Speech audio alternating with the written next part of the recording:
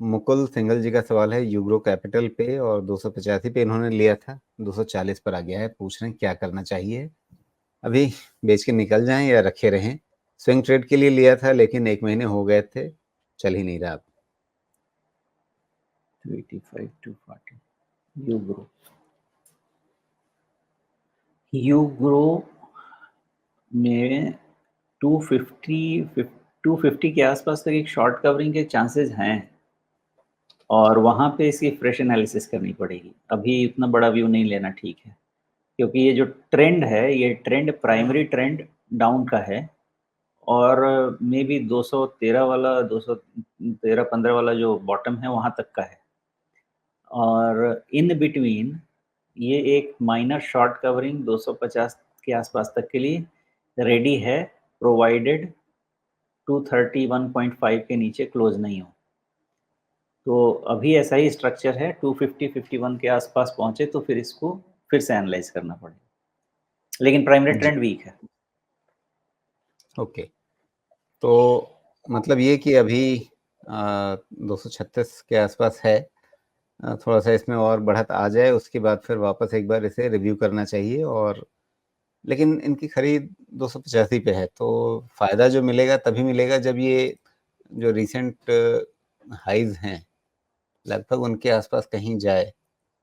तो अगर ये शॉर्ट कवरिंग जो है वो 250 के पार भी जाती है, तो भी इसके सामने रेजिस्टेंसेस कई सारे आ रहे हैं। 200 डे मूविंग एवरेज इसके बाद आ जाएगा, या उसके आसपास का एक हाई है 270 के आसपास का, और बहुत बढ़ा तो फिर इनके परचेज प्राइस के आसपास जाकर के फिर से इसे रेजिस्टेंस मिल जाएगा।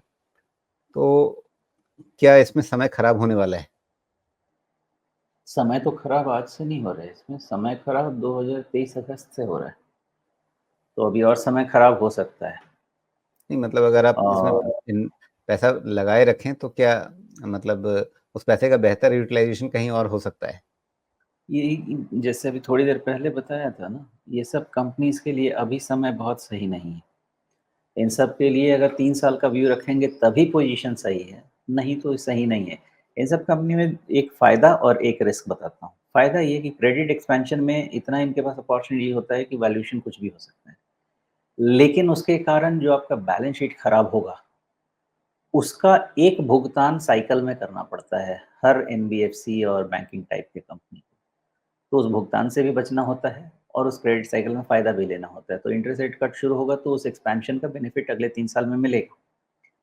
तो उस बेनिफिट के लिए 3 महीना और 1 महीना, 1 हफ्ता, ये सब में तो कोई फ़ायदा इसमें नहीं होगा मुझे लगता है। तो कई बार हम लोग मजाक के अर्थ में कहते हैं, चुटकुले के अर्थ में कहते हैं कि ट्रेड करने चले थे, इन्वेस्टर बन गए। लेकिन क्या यहाँ पे सच में वैसी स्थिति दिख रही है कि भाई ट्रेड मत कीजिए, ट्रेड स्विंग ट्रेड के लिहाज से इसको मत देखिए, आप इसे इन्वेस्टमेंट के लिहाज से देखिए?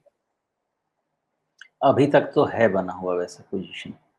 अभी तक इसमें एक ही मेन रिस्क है बड़े करेक्शन का, वो है मार्केट रिस्क, रेट कट के बाद का। अदरवाइज़ अपने आप में इस कंपनी में लॉन्ग टर्म का उतना बड़ा रिस्क अभी नहीं बना हुआ है। वैल्यूएशन क्या मतलब कह रहा है, एक बारी देख लेते हैं क्विकली। जी।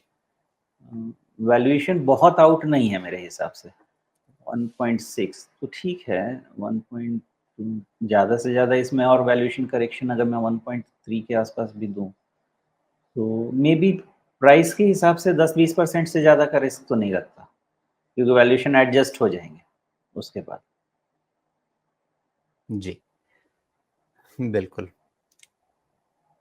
तो मतलब ये है कि अगर आप इसको समय दें, तो इसमें आपको फ़ायदा मिलेगा। आप इसमें ट्रेडिंग के हिसाब से अगर पैसा कमाना चाहेंगे, तो प्राइमरी ट्रेंड आपके लिए नेगेटिव है। थोड़ी बहुत शॉर्ट कवरिंग में आपके लिए जितनी मतलब रिकवरी हो जाए लॉस की, वो उसी लिहाज से इसको देखा जा सकता है, और उसके लिए 250 के आसपास रिव्यू करना है। लेकिन अगर आप इन्वेस्टमेंट के लिहाज से इसको रखना चाहें, तो शायद बहुत दिक्कत नहीं होगी। हुँ। एक और चीज़ का बहुत ख़ास ध्यान रखेंगे इसमें ज़रा, ये अभी डेटा में देखा तो जी, लास्ट क्वार्टर में इसके एनपीए 1.1 से 1.2 के है। यानी यहीं पे प्रॉब्लम सेंटिमेंट वाली तो खराब होनी शुरू हो गई है। हाईएस्ट इन्होंने 1.31 का दिया है। ध्यान रखिएगा, क्वालिटी अच्छी बननी शुरू होती है तो अच्छी बनती जाती है। क्वालिटी खराब होनी शुरू होती है तो एक बारी खराबी बढ़ती जाती है। आपके पास पैरामीटर 1.2, 1.1 से 1.2 खराब वाला है, 1.3 पीक वाला है। उसके ऊपर गया तो फिर कोई प्राइस लेवल, कोई वैल्यूएशन काम नहीं करने वाला, सेंटिमेंट खराब होगा। जी।